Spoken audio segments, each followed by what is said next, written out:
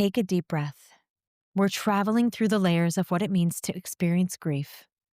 The kind that arrives without warning, the kind we witness slowly fading before our eyes, the kind we choose. Life presents us with pivotal moments, times when we must change and release what no longer allows us to be whole, and times when things are taken from us, leaving us empty or exploring. Today, we are journeying into loss, the reality of holding our loved ones through it, holding ourselves through grief without numbing, and the profound clarity that emerges when we approach these moments and life itself with full presence. Welcome to another episode of Woman Wiser.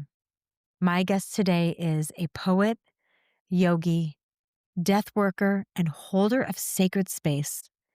I'm honored to be in conversation with Bryonie Wise. If you're navigating something in your life or experiencing the collective grief of the world at a deep level today, please remember to take care as you listen to this. Find a quiet space where you can feel held as you listen, as Bryonie takes us on a journey through grief, loss, sobriety, and hope.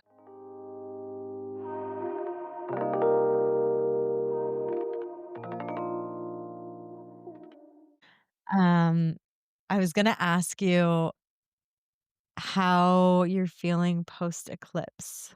Ooh, post eclipse feels like getting down to business. Ooh, ooh, that's juicy. Yeah, I feel like there's some kind of boss. Who's the boss? I don't know who it is exactly, but it does feel like on one hand there is somebody that in me that's ready to get down to business, whatever Mhm. that means. And there's another part that feels so exhausted Mm. that is really resisting the boss.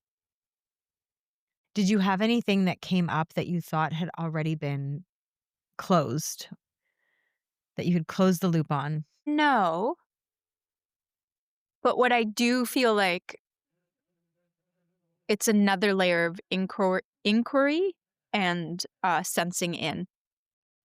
So I feel like I'm a little bit further you're right, my right was about that this morning, where it's like these sometimes Mhm. feels like 2 voices, and one is, like,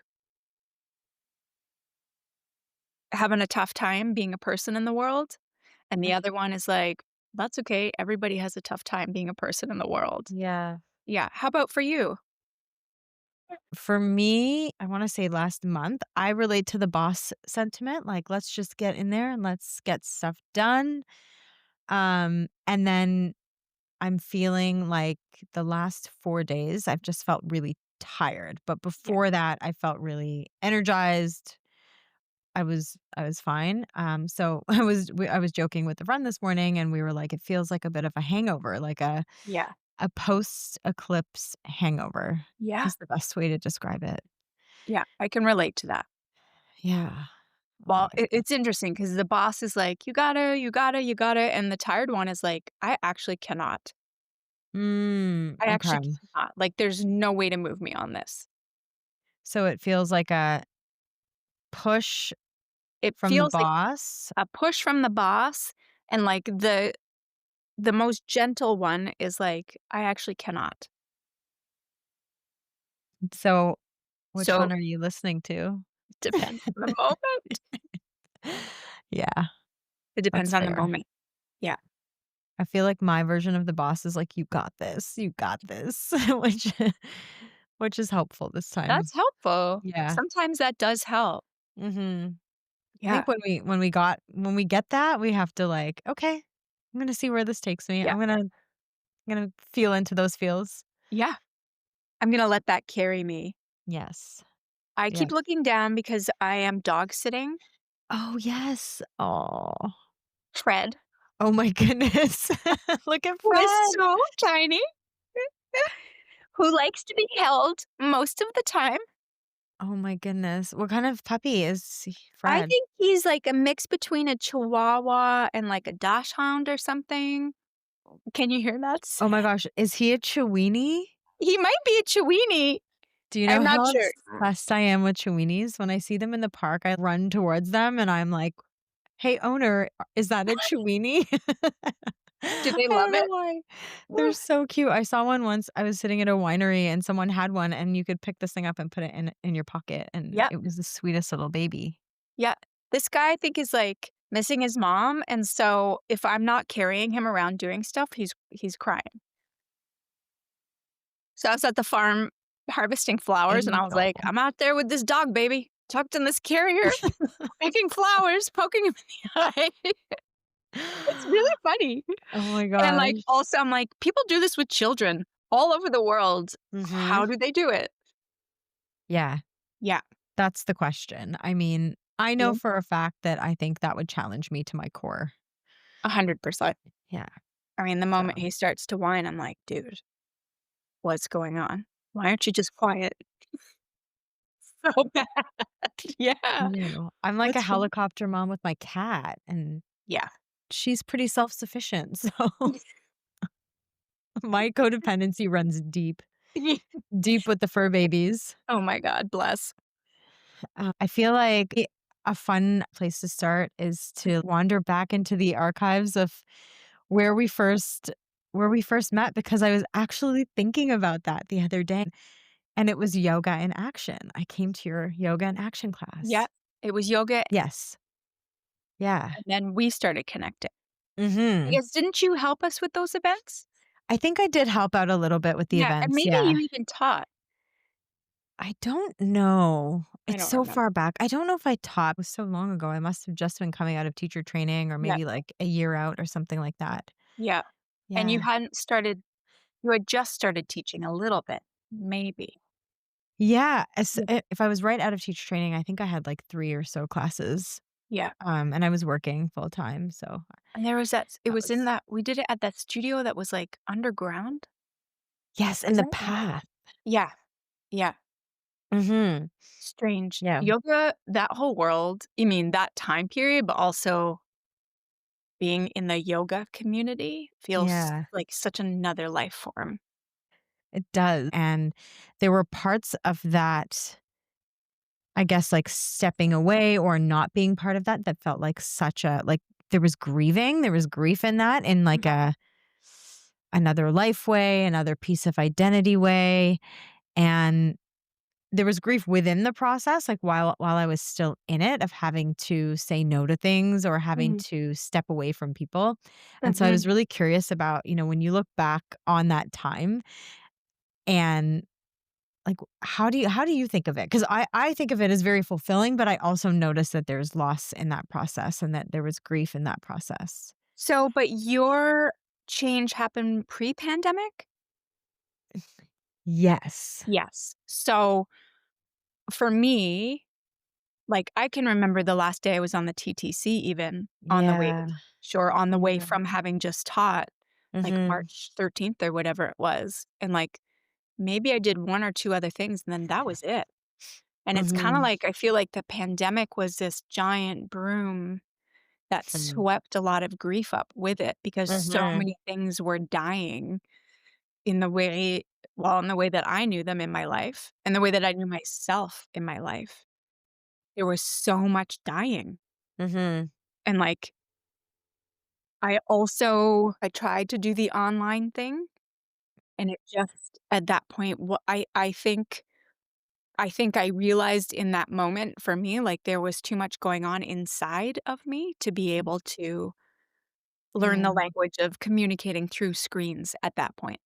I feel like that's true for so many people. Going from being around humans and with people who felt like family to being isolated and talking through a screen, like my capacity for having to interpret every single little thing Yeah, and having to communicate in a different way, like you say. It was like the death of who we were before and then but it having to was be reborn. Yeah. yeah. And, like, also, I think it's funny because now I most appreciate video conversations. Oh, yes. Okay. Yeah, because and I feel more comfortable teaching through a screen Mhm. because, like, it's just another language, and it's another way to understand how energy works, right? So I feel like my exit out of the yoga community was different than yours. Very different. Yeah. Yeah. I mean, I had definitely smaller goodbyes as I kind of evolved as a person and a teacher. And, while there were a couple studios I was pretty solid at, there were a Mhm. lot that I parted ways with when it, would come clear to me that something was out of alignment that couldn't be Yeah. resolved. I stepped away. Yeah. That's what I was thinking of actually, some of those smaller pivotal moments and Yeah. the ability to hold your values as the highest form of love and care for yourself and also having to do that and know it's right, but also make the decision where there's relationship, where there's history, where there's, mutual respect or love or, whatever it is. Yeah. I mean, it's never an easy decision, although sometimes it's very straightforward, Yeah. and like, especially as a person that works outside of the system, so a freelancer, you Mhm. know, um, which I feel like I've been pretty much my whole career, there there grows an enormity of trust in the flow. It ebbs and it flows and it stops up and it doesn't, and there's panic and there's all of those sorts of things. But I think probably it was the practice of yoga itself and my own practice, as well as the practice of teaching and being in community when it was so clear. It was always sad to leave a community of people that were showing up regularly, but Mhm. it's like what the boss and the tired one meet, and the tired one's like, "That's it. Can't do it.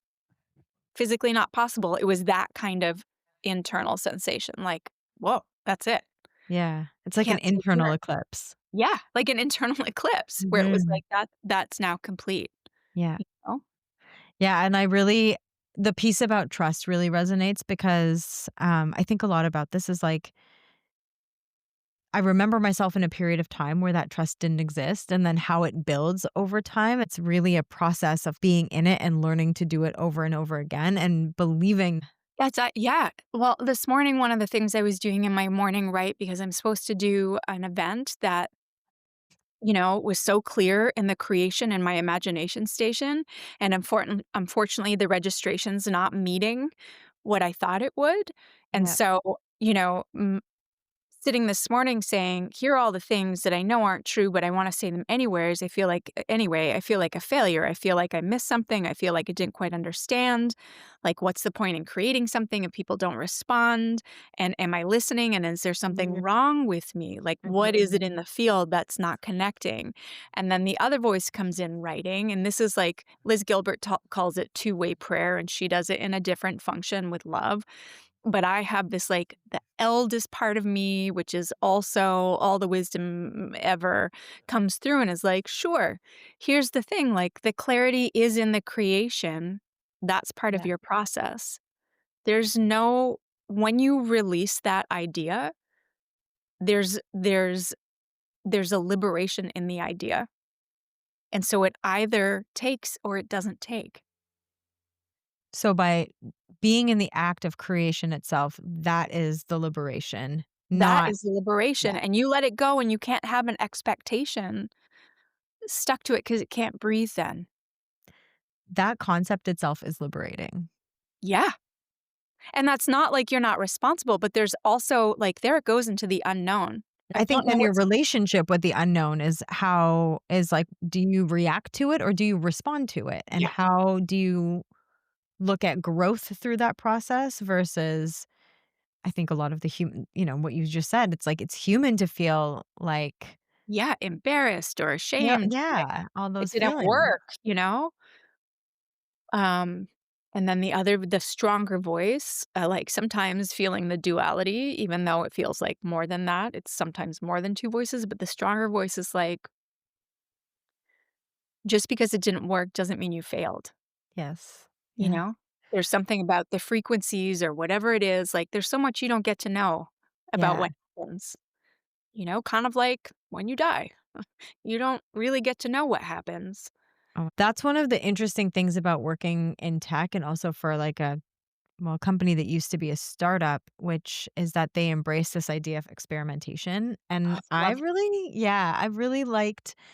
I've really taken on that in other areas of my life and tried to absorb that mentality of you can try a few times and try a few things. And I even look back on myself and think, okay, I've actually done, many iterations of this yeah, particular idea or this podcast. It's just been in different forms and I was experimenting with different things. It doesn't mean because they didn't last a long time they failed. It just meant that like that was then and this is now. yeah, and there's no way you could be here now without that trail of Exactly. curiosity. Yes. Yeah, Yeah. yeah. I mean, I definitely, in my work, in the creative work, it's the thing you say over and over, like, you can't do it wrong. You can't do it wrong. If you're making something and it feels true, it's true, It's true. you Yeah. know? And whether it flies or falls into the water, we don't know, but you have to keep doing it. Yeah, we can't let that, like, future fear stop us or the No. idea of potential loss stop us from Yeah, actually living in that full expression of who we are and yeah, what we wanna put out in the world. and we can course correct, Yes, we and we have to. can do the, autopsy. I love that. The autopsy. Yes. I like that better than the audit. The audit sounds so transactional and For bland. me, my experience of things is so much more in depth than that. Mhm. And so it's that softening the critic and then Mhm. sitting and taking it all apart. Things have a skeleton and they have bones and they have layers and they have a Yep. pulse, and so I think ideas are they're alive like a Body. They're human. alive Yeah. things. Yeah. Yeah. Oh my gosh, I love that.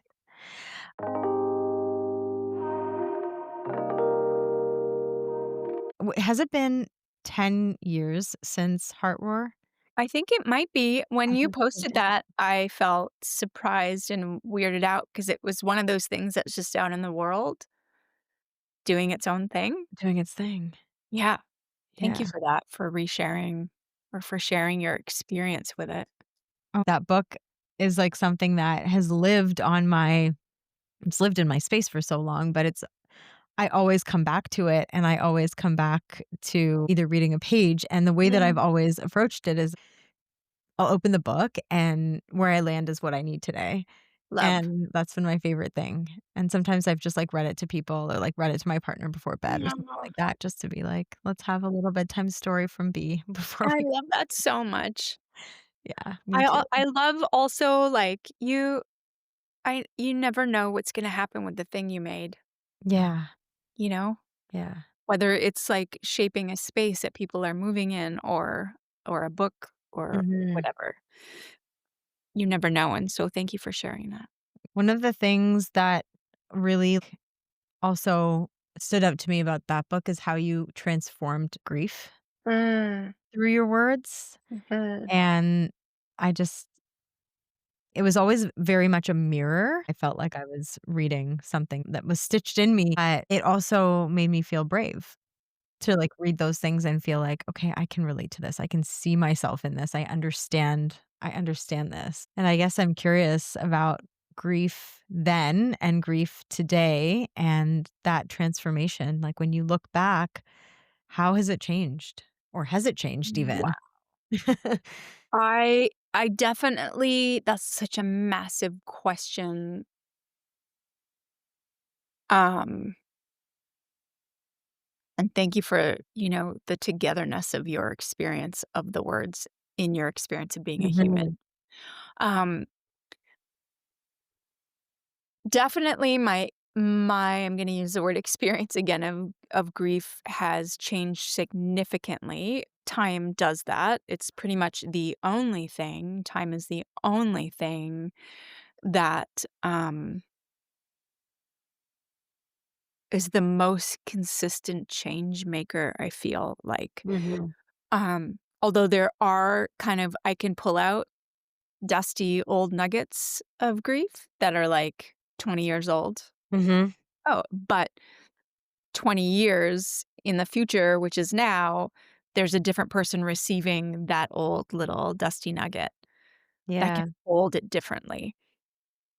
I think that I have, expanded, um, both my living experience, with grief, but also my vocabulary Hmm. and, uh, understanding of the range that grief actually holds. You know, it's the thing I want to find 25 more words for because I think that here's the plant, but the offshoots each have their own, um, meaning specific to whether it's a friendship that needed to fold away Mhm. or a friend dying or, you know, Yeah. losing a dream. I just think there's so many different flavors, and I think that at 50, I certainly haven't experienced them all, but I have a greater range than I did 10 years ago Yeah. and 20 years ago. And you're also transformed that a little bit, I think, with your practice, grief workshops, and I think Mhm. now, you've added death worker as part of your offering. I, it's, grief literacy and comfort in death and dying, as comfortable as one can be. Mhm. I feel like, you know, since I was a kid, so many things happened in life that were ahead of the curve a little bit. Like, when we were growing up, our parents were the only ones that were divorced out of Mhm. our years, and then our parents, you know, my brother and I, our parents remarried, and that was also unusual. To have a single mother was unusual, and to have a mother die, you know, at a Mhm. relatively young age was unusual, Yeah. and nobody at that time 20 years ago was able, in my remembered experience, to have a conversation or to sit long enough to be in the discomfort of what Mhm. that actually meant. Okay. Mm. I think now I recently, was with a friend, a close friend through her dying, and I think being able to be in that closer relationship with somebody, um, and, you know, it was such a different experience than losing my mom, Mhm. Mhm. and so my mom we never talked about the fact that she was dying. We never had those conversations. She was very convinced that she was going to live and survive, Mhm. and, Alicia knew she was gonna die. And so the privilege of being a part of those conversations, I think has just expanded my desire Mhm. to put myself in those, um, spaces. To lead that To conversation. lead that conversation, to participate, to hold the Mhm. impossible, you know?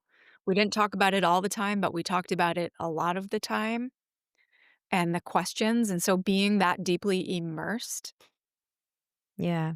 in the process and, like, in her particular situation of, you know, like, no more treatment. There's nothing else that's possible. There's nothing that's gonna make this is terminal, this is it. Mhm. And even through her decision, to receive MAID, to have that in her power Mhm. was an extremely potent, um, thing to share, Yeah. you know? Wow. Wow, wow. Yeah. That's And so consciously planning. We yeah. knew the day, we knew the time. So we knew she didn't want anybody else to know. She spent most of her life, I think, managing everybody's feelings, and this was hers. And so to know and to plan, like, it's just such a different experience, Yes. and just, like, opens up these other portals of grieving and what's available through the death and dying process when it's all laid out on the table, Mhm. you know, when we're not I mean, we can be afraid of it, but we can also be curious about it. I mean, I think curiosity is sometimes the part that people fear because Yeah. asking the questions means that you have to get an answer that you don't want. But I guess maybe that's the question about when you say grief literacy, I feel like that could be interpreted as the ability and the openness to discuss certain things. It could also be interpreted as the language or the nomenclature around Mhm. it. Mhm. Is it all of those things? Is it more? For me, it's all of those things. It's all of those things is being able to sit with whatever the grief is, I think is its own language, without trying to change it or positively spin it or I think just being with the honesty. We know this through teacher training, we know this through practice, we know this through teaching. You can sit with something long enough that it changes. I think the most intensifying moments of grieving in relation to anything really is being able to sit with it and the kind of teacher that it is, because it's also deeply connected to how we experience joy. That's really interesting. They feel so separate. Yeah, I I think it's think yeah. I mean, I don't know if I'm allowed to ask you questions that feel Ask me funny. questions. You can Okay. ask me I anything. mean, what's your experience with the relationship between grief and joy, or how does it feel in your Mhm. body to even be talking about this subject? I find comfort in it because if I didn't, I wouldn't be able to accept and understand the things that I've gone through. So I had 2 close friends pass away when I was really young. One was in high school, one was, I think, just after I graduated university. It's blurring Right. a little bit. And I think when you talk about this idea of, death literacy and that experience that you describe of it being very much off the table to talk about how you feel in certain situations, Mhm. or the belief that it will move through, it will pass, um, or even if you have a spiritual mindset around where you believe the soul goes, I think that there's still like the grieving process lasts so much longer. I even think about my grandmother passing away, 4 years ago, and I still dream about her and I still think about her, and that grief, it maybe feels more subdued, it maybe feels lighter, but it doesn't feel Like it fully. disappeared. Yeah, it doesn't disappear, and I was holding her hand while she took her last breath, and so that was profound, and I Right. think that brought me closer maybe to the idea of, like, that and, like, having a close friend pass away. It's shocking. In my cases, they were not expected at all. Right. So, yeah, That's I a kind of that's had to. big grief. Yeah, Yeah. I felt like I had to hold it all Right. and hold those things in, and so they created a lot of turmoil for me inside, especially 2 of those things going through in my early 20s when I was still trying to figure myself out and Yeah. not having the language for it, not having the people around me to give me language for it or help me articulate it or see it even, and Right. acknowledge it. And so Right. now sitting in this conversation and talking about it and also being exposed to it through, I think, a lot of your writing and a lot of our discussions throughout the years, being able to open the door to those conversations and asking myself, "How do I really feel about it?" Yeah. Like, that's a big deal, and it actually allows some softness around myself. Which is I mean, I Elena Brower uses this sort of nonviolent communication thing Mm. when the mind is racing or when there's, a lot of, discord.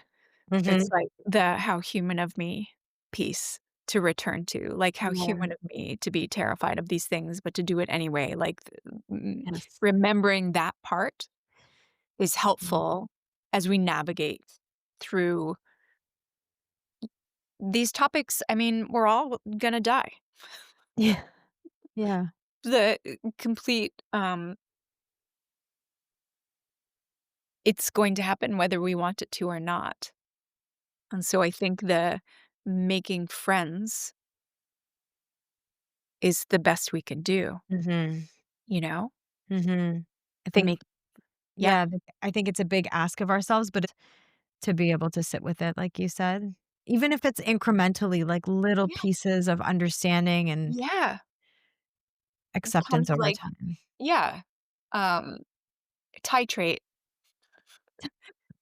titrate in that field of, Mhm. well, what does that mean? Yes.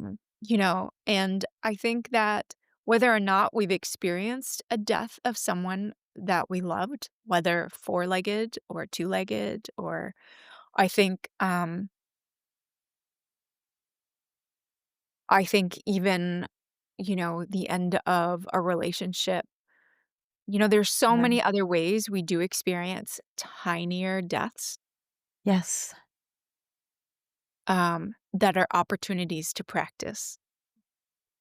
Yes, 100%. It Yeah. could there's so much in life that is out of our control, and if we look back and say, "Did I sit in it and really grieve it, or did I just, whiz through it, or did I sit down and experience myself Yeah, in it?" and actually feel it.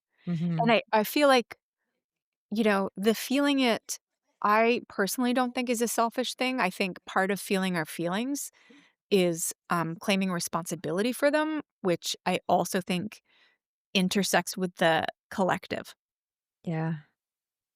right? Our Yeah. feelings around all of these things are important to move through and to learn how to sit with, and helps us come into relationship with each other, Mm. and helps us listen to Yeah. each other. Yeah, the idea of resilience as a community, I Yeah. think that's so important here, and that idea of, like, death literacy to me is it's really coming up as very multidimensional. It's Oh, not yeah. just No, exchange, no. it's everything. It's the way we hold space, it's the way that we, like you said, talk about it, but it's also, like, how are we proactively helping people understand, what's going on with them? How are we being a mirror for someone else when they can't see themselves?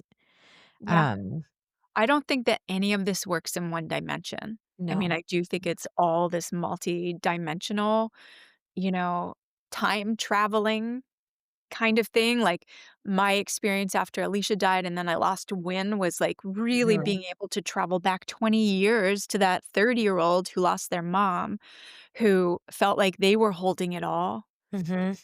who like, just wanted somebody else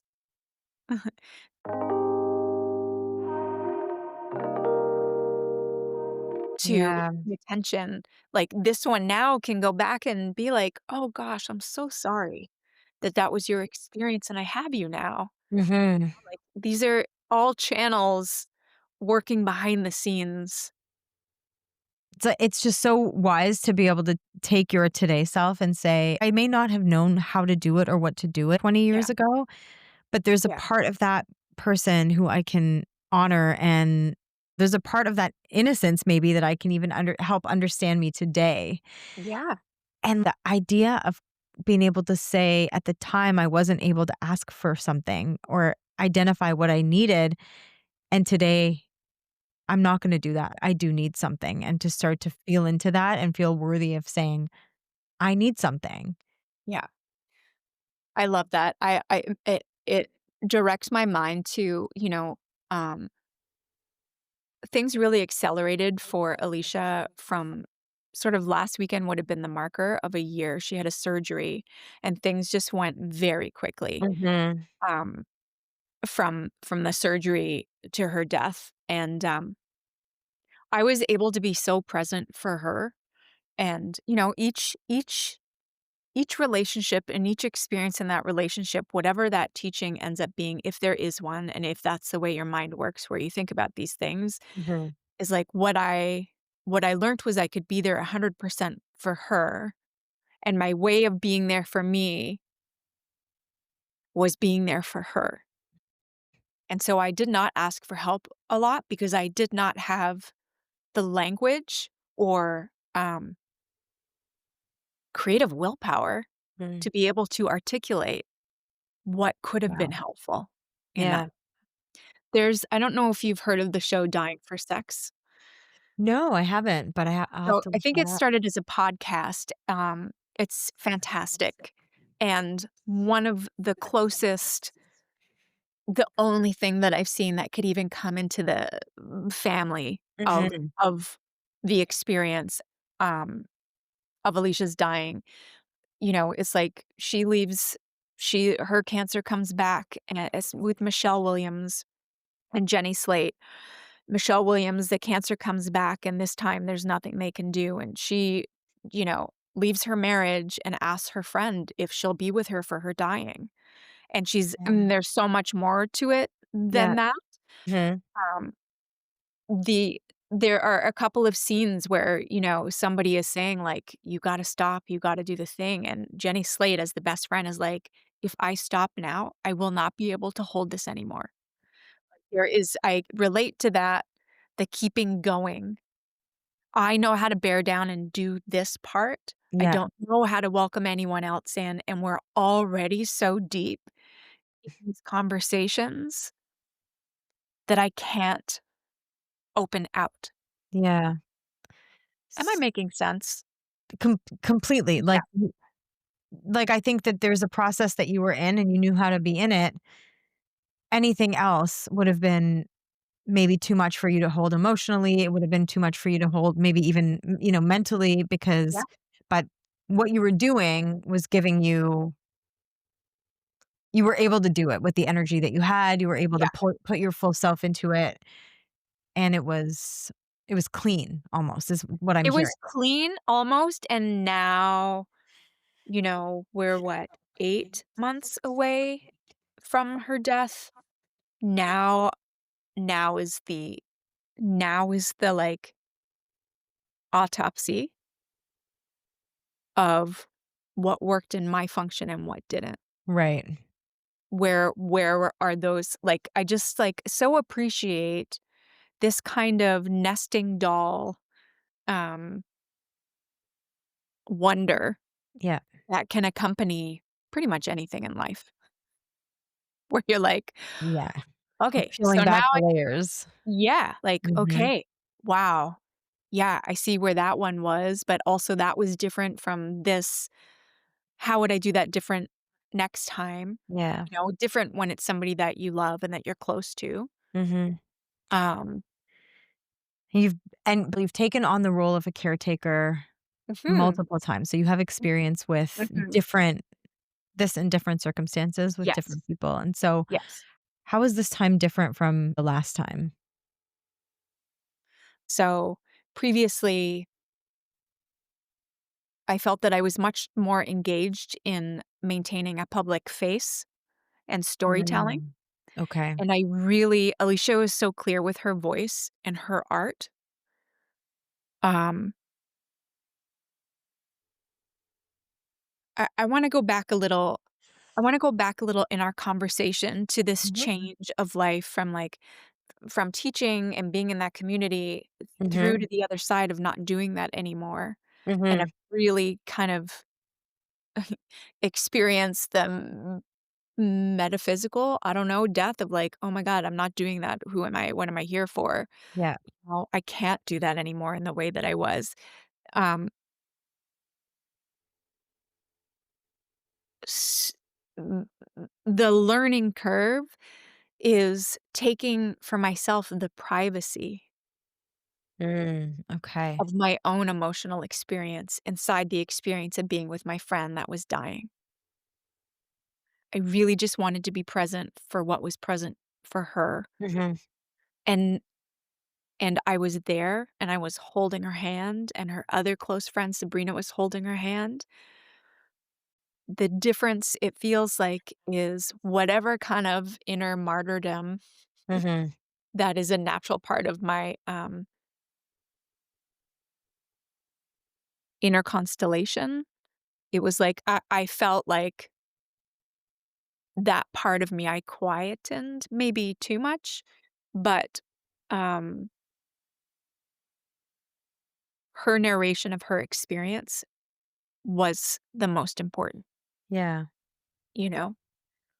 Oof. Yeah. Yeah.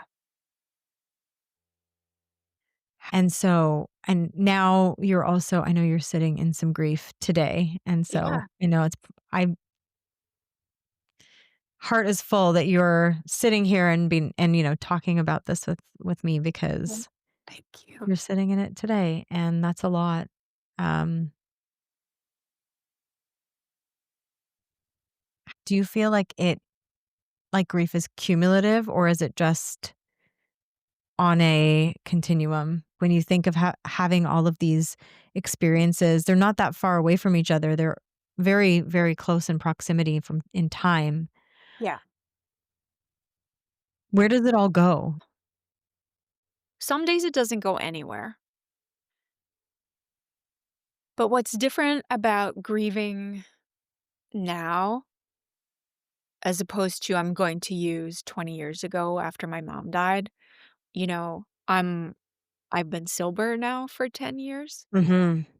and grief within the arms of sobriety is very different for me than grief was in consuming tons of alcohol to make it softer, which it never Yeah. did. And so I have different tools. So for a while, not so much after Alicia died because there was so much to do, but after when my dog died, I just like kind of froze. Like it was just too much and so disorienting.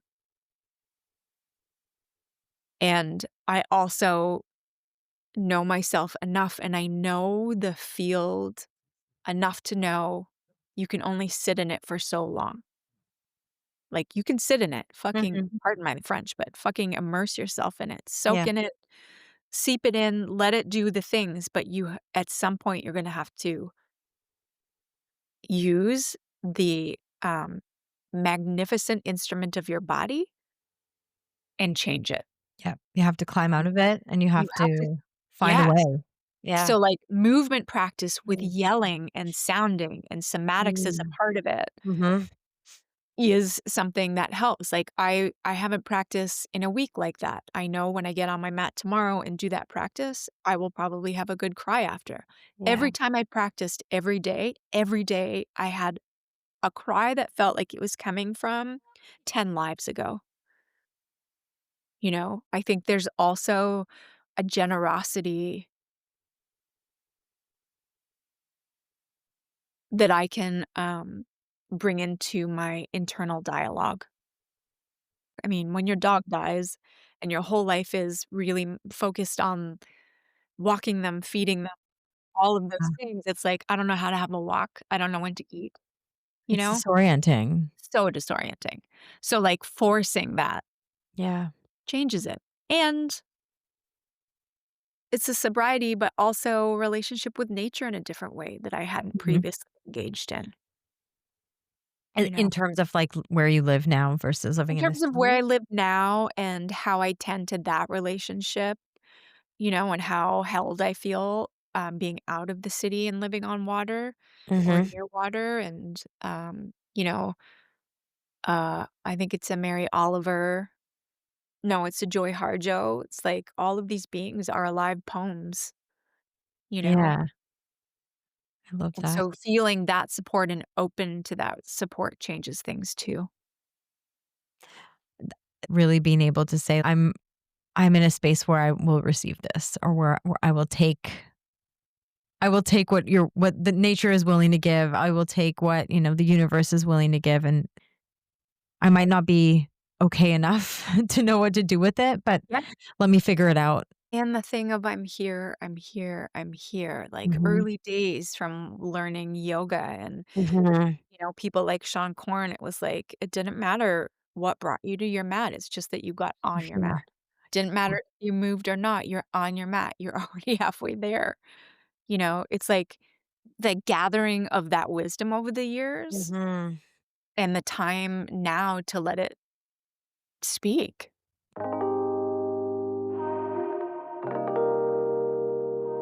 Can you elaborate a bit on the on sobriety well? Because I know there's the part of it that is tied to substance, and then there's the part of it that's also tied to, well, that is an extension of that, right? It's Mhm. not just about cutting something out, it's also about letting something in and being able to absorb not only what's happening around you, but what you actually experience, what your real lived experience is of those moments. I think this idea of emotional sobriety has been with me maybe the past year. You know, I think um, this sorting internally Mhm. um, again, like, what I'm responsible for within the relationship to myself and the people I love and the people I don't know and the world. I think, the acceptance and willingness to continue understanding why some things feel like they do or why it's harder to say other things. I think what word am I looking for?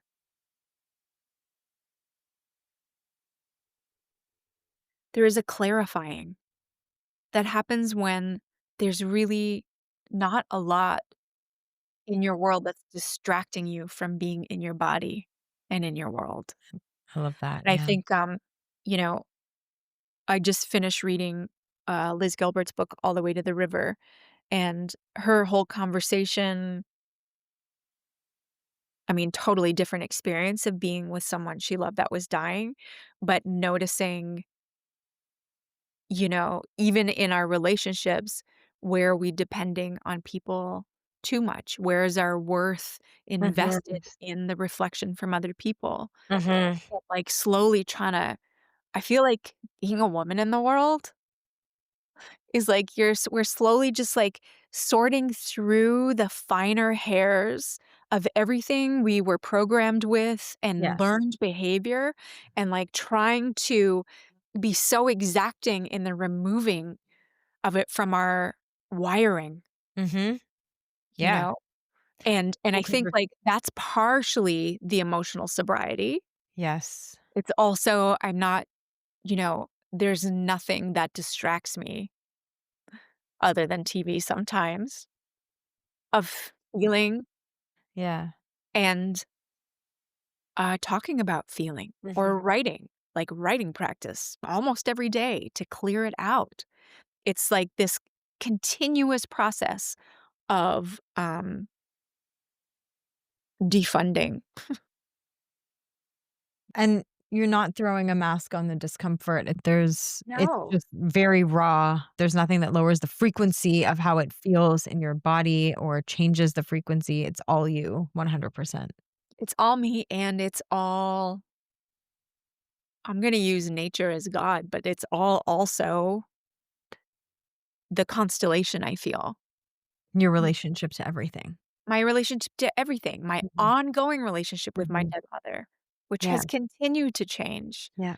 Knowing that Alicia was gonna die, she was so worried about everybody, and she was so worried about hurting everybody by dying. And, some of our conversations, it was like, I mean, obviously, I don't want you to die. And I also feel lucky that I know that our relationship will continue in a different way. It can't ever be the same, but I will always be growing with you as I grow and you grow with everything that you become. Do you ever like see things that you think are a sign or are the person who's left you? Like I feel like that's happened to me What are some of your so many signs? times. Do you know who it is usually? It's usually right after, something shows up. We lost a family member recently, and as the burial was happening, a butterfly flew through as the closing remarks were being given, and it was just this profound moment where everybody stopped. Wow. And I think when my friend passed away back in, one of my friends from high school, I saw, like, a bird hit the window the next day as I was finishing working, and it was kind of like but there were little signs from him all over the place. They were never consistent, they were just reminders, but Mm. that was the one where I was like, "Oh my gosh," and I just got chills. Do you experience anything all these years later in relationship to that relationship? I always dream about people who are gone. Always, they're always in my dreams. Wish.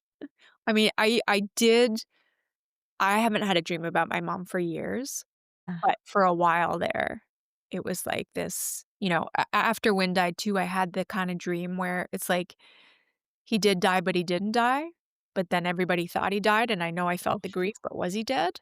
yeah. Like those confusing ones. Okay, so this is also an interesting one because they always look like they did at the time that I remember them the clearest or at the like just like in their I think their most prime state or something like Mm. that, as I would say, like how I just remember them even when they were alive, like, I remembered my grandmother this way, like, that's the woman I remember, and that's Right. who comes back to me in my dreams, not the person who was laying there when she Yeah. left. Yeah. I don't know if you see that when you do I I don't know if you have see, that. maybe a couple hours after we buried Win, I was lying on the buffalo skin, bundled up and crying and crying and crying, and I had this such a clear vision of my mom and Alicia, and, I mean, golden. You know, they're, Wow. like, fully restored, and, like, my m in my imagination and in my experience of that, like, my mom has aged but not aged. She's in the prime of what she felt was her happiest shape, Yeah. but her spirit gets older, you know? Mm. And the same, it was like Alicia was just I mean, she was luminous on her deathbed, for God's sake, like, it was really Yeah. her light came from the inside, quite literally. And so to see this, like, golden Oof, yeah. beautiful. And I also like, I love imagining and feeling the vision of that, you know? Oh, there's so much comfort in remembering Yeah, and being able to see them or talk to them or just feel their presence and the things that they brought to your life, like, those are the things that never fade.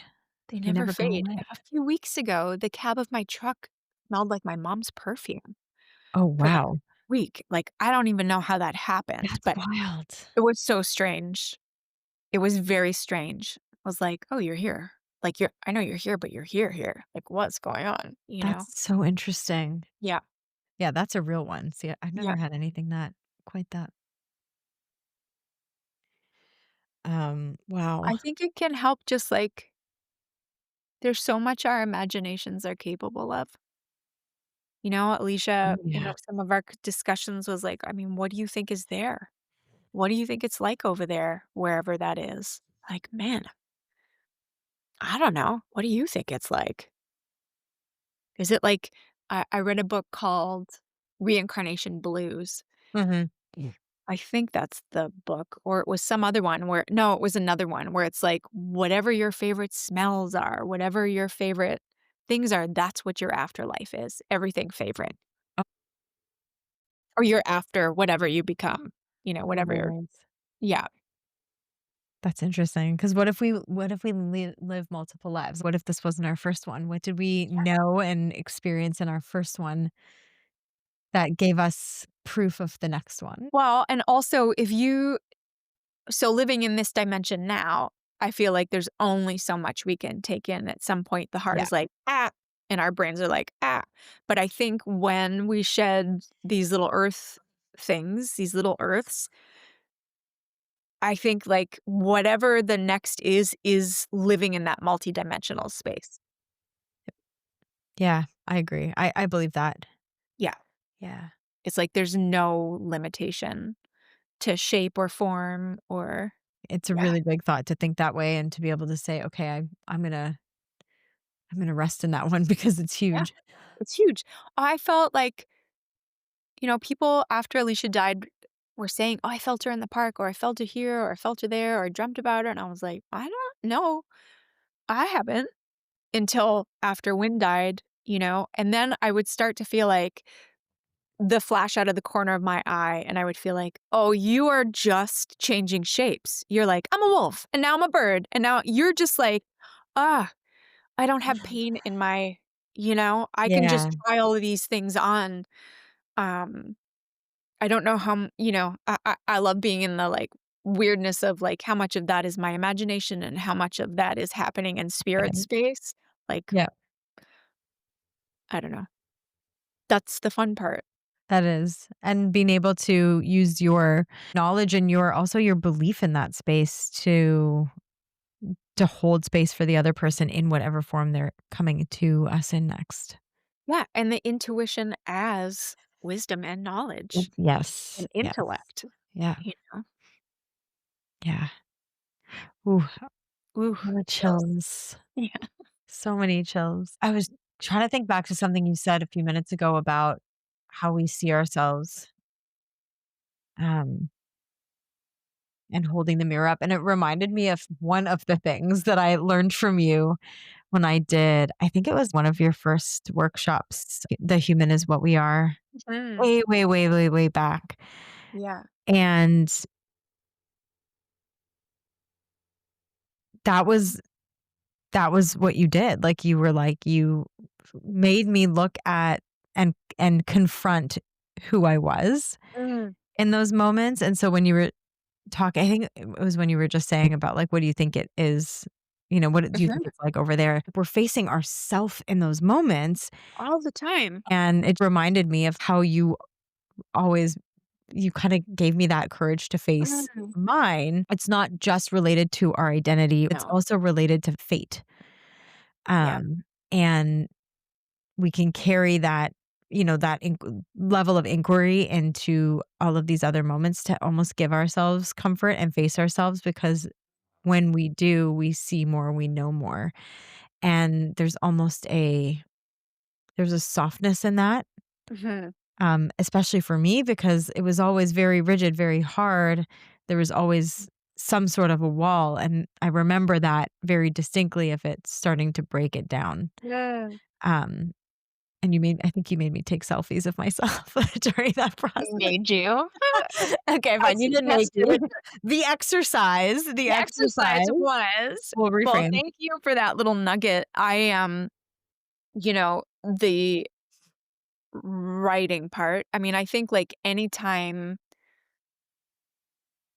we kinda make a contract with ourselves, like, we build a ritual. It's getting on the mat. It's whatever that is for anybody, you or I or anybody listening. It's like whatever that thing is the place that you get to be most yourself. The page for me in my private journals is where I just get to show up time and Yeah, time and time over and over and over again on the days that it's boring and I am writing in circles. And then the rare days that I pop through to this other field that's just to my right, which is also connected to me. And what does it, I mean, this is all this is all the calisthenics and the care of evolution and also of holding the enormity of these transition spaces, like being friends with yourself, yeah,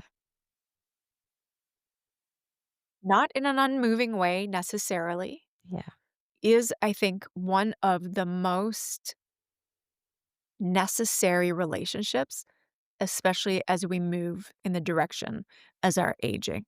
yeah. Being It friends doesn't with mean you're unwilling to change or maybe you are in some areas, I don't know. But that work of seeing it on the page, of, like, being able to sit there also is the work of being able to sit across from somebody we don't understand, don't agree with, and hold that too. it's a conversation with yourself, and I was like, I should know myself enough to be able to talk to myself, but really it was, I don't know that part of Yeah, myself. So how am yeah, I, like you said, going to befriend it and start to listen or understand it? And it opens a portal of everything, of pain, of the love yeah, that you didn't believe that you were worthy of, and I think that was a big, huge conversation for yeah, myself at that point. And then how do you embrace that love for yourself? And I think sometimes it is in that, like, when you said that, I'm like, "Oh, that is a really lovely thing to think about, to be able to say, I love myself enough to ask myself, what do I think it's gonna be like?" Or to imagine myself, or to give myself the grace of acknowledging that there is an after yeah, and being willing to sit with that. yeah. I think also that you're sitting with yourself on a page through creative work loosely. Let's loose, 'cause there's so many, I mean, everything's creative if really we peel it back, but Yeah. I think also what it does is puts us in relationship with our imagination, and I think that's one of the Mm. dials that gets turned down as we get older. We are Yeah. less encouraged to be in that space Yep. and more encouraged to fit rather than unfit. you know? That hits Yeah, really, really yeah. deeply. I can And yeah. so I think, like, being on the page for me also is, like, there's more in here. It's like, the slow light up of all of the in a room when the ceiling has all those lights and it's like click, click, click. It's like that happens inside where it's like this and this and this and this. I'm Mhm. multidimensional. Yeah. And here I'm using these things in this dimension to communicate with those parts of myself that also just help me be a kinder human in the world. Like, that openness to ourselves allows us to mirror that same compassion, that same openness, and let other people in. Yeah. There's a reciprocity, I think, that is the word that's coming to mind, that's sort of the thread in everything we've been talking Yeah. about with ourselves and nature, ourselves and, the environment, community, other I just, humans, pets. yeah, I just really believe that everything is a relationship. Yeah. So with our own emotions, those are relationships. If the emotions take the form of people, those are relationships. To Yep. things happening on the other side of the world we can't fathom because our imagination can't hold it, those are relationships. You know? And so I feel like at this point in my life, I'm really trying to explore that. Even thinking of this house that came to me that I'm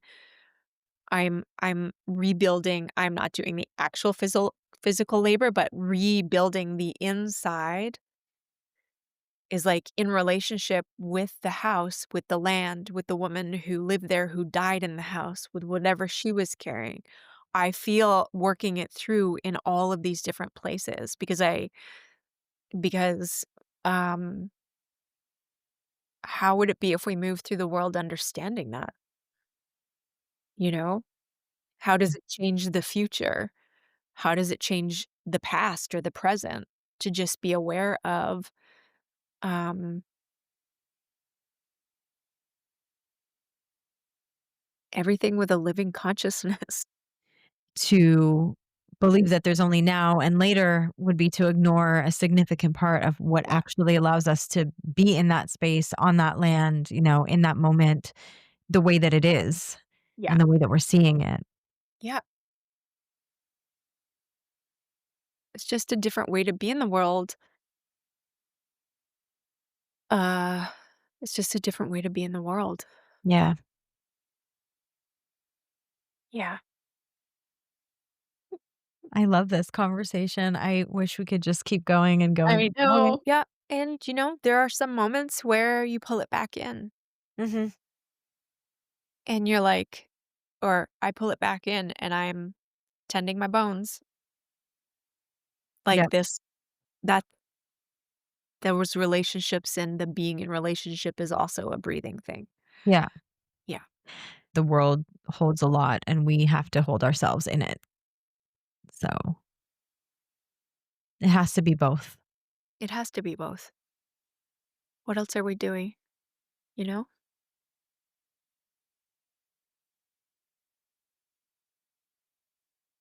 Thank you for listening to another episode of Women Wiser. Follow along for weekly episodes every Sunday. And remember, real power isn't loud, it's lived.